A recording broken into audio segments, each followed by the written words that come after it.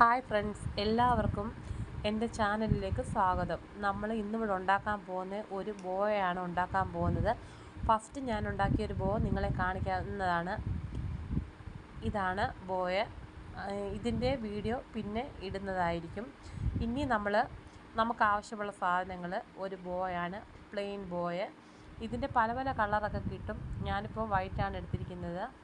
പിന്നെ വേണ്ടത് സാറ്റിൻ റിബണാണ്. പിന്നെ ഞാൻ കുറച്ച് ഫ്ലവർ എടുത്തിട്ടുണ്ട്.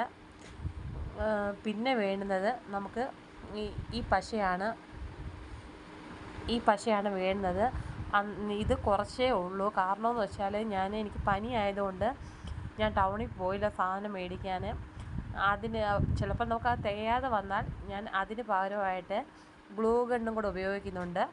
പിന്നെ വേണ്ടുന്നതെന്ന് വെച്ചാൽ നമുക്ക് കത്രികയാണ് വേണ്ടത്. ഇത്രയും സാധനങ്ങളാണ് നമുക്ക് ബോയ ഉണ്ടാക്കാൻ വേണ്ടുന്നത്.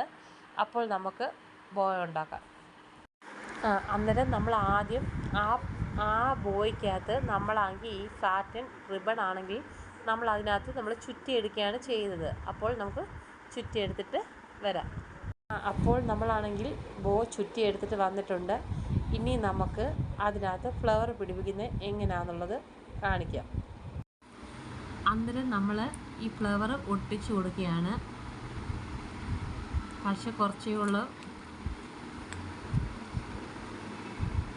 നമ്മൾ പശ നന്നായിട്ട് പുരട്ടിയതിന് ശേഷം നമ്മളിത് ഇവിടെ പല പല കളറാണ് ഞാൻ ഉപയോഗിക്കുന്നത്.